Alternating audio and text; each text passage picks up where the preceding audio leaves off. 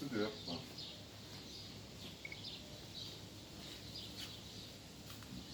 Elini kaydayla yalnız al. Bak. А сейчас раскроет, если хорошо будет. Хвост.